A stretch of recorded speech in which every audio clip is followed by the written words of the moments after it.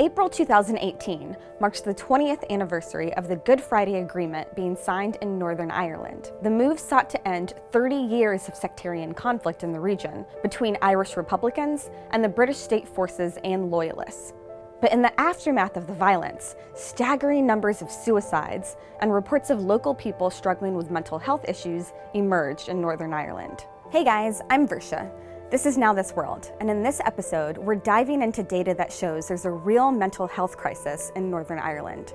More people have died of suicide during the last 20 years of peace than were killed during 3 decades of conflict. But before we talk about the present day, we need to take a quick look at the events that got us here. First off, Northern Ireland, which is actually part of the United Kingdom, is geographically situated on the island of Ireland.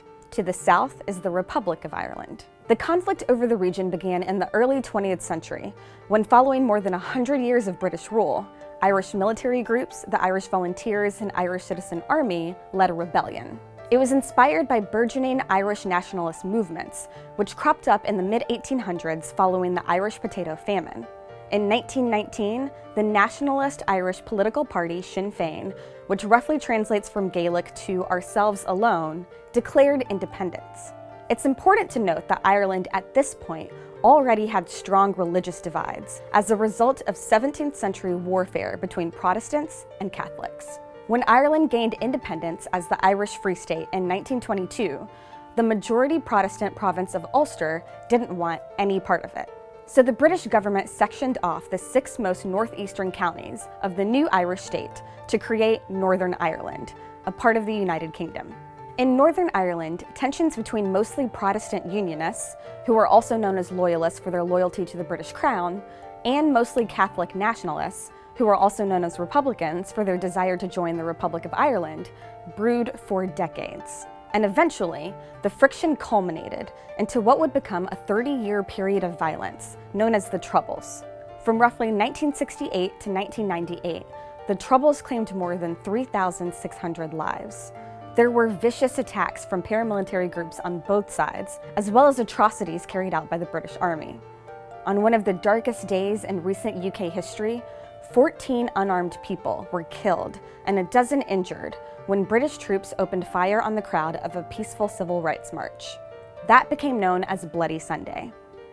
The Irish Republican Army, or IRA, almost killed the British Prime Minister in the Brighton bombing in 1984, and launched bombing attacks throughout those 3 decades on both Northern Ireland and the UK mainland.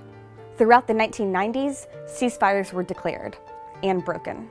By 1998, both parties had agreed to 6 principles of nonviolence, known as the Mitchell Principles, and by May of that year, Northern Ireland and the Republic of Ireland voted in favor of the Good Friday Agreement, which established a power-sharing government called the Northern Ireland Assembly. Officially, the region has been living in peacetime since 1998. But has the population really felt that peace? The suicide rate in Northern Ireland nearly doubled in the 10-year span after the peace agreement was signed. In the 29 years leading up to the agreement, 3,670 deaths by suicide were reported. Almost the same number of suicides were recorded in half the time following the agreement. The region has the highest suicide rate in the UK and a 25% higher overall prevalence of mental illness than England. So why are more people committing suicide during peacetime than wartime? Between 2005 and 2008, mental health sciences professor Siobhan O'Neill coordinated the largest study to date on mental health in Northern Ireland. She estimated that the cases of mental health problems are linked to the Troubles. I've heard horrendous stories of people seeing body parts, for example, after a bomb blast, of people seeing dead bodies and bits of bodies. Those are the sorts of stories people tell us. In 2011, research revealed Northern Ireland had the highest rate of post-traumatic stress disorder among 30 countries, including places like South Africa and Lebanon that participated in the World Mental Health Survey initiative. The data showed that 40% of the population had experienced conflict-related trauma. And the mental health crisis doesn't just affect people who were visually or physically scarred by violence, but also the children of those who lived through it. From 2012 to 2015, researchers found an upward trend in children being prescribed antidepressants. There has also been a steady increase of children being referred for specialist mental health support over the past few years. I think it's to do with the transgenerational legacy of the Troubles. So it's the impact of being parented by someone who's been exposed to trauma. Young people who are parented by someone with PTSD can grow up feeling that they're not loved, that there wasn't any expression of love. There's also higher rates of childhood physical punishment in families in Northern Ireland where there's been violence and trauma exposure, and we have some data to show that. Similar findings have emerged from the children of Holocaust survivors.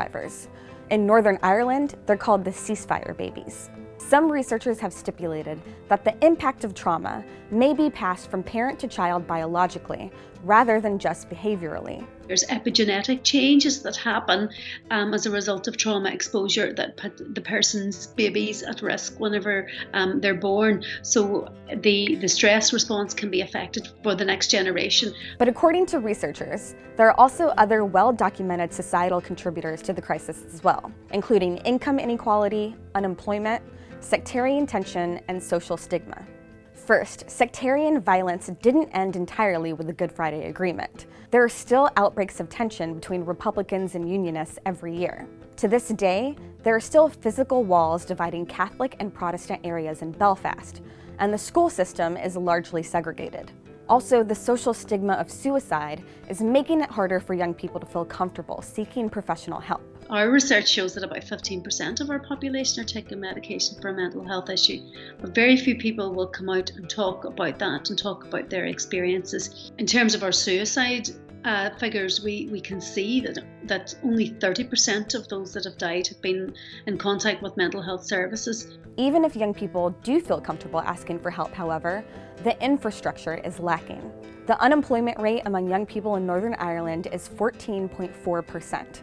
That's more than 10% higher than the rest of the UK. One report said that 51% of young people say that having a job would give them a sense of purpose. And Northern Ireland has been operating over a year without a functioning government, following the most recent shutdown of the Irish Assembly, and leaving health services starved of funding.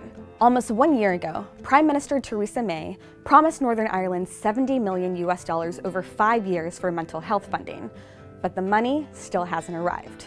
Oh, and there's Brexit, which really isn't making things any easier. Northern Ireland is the subject of some of the most complex negotiations between Britain and the EU, and it doesn't always get the attention that it deserves.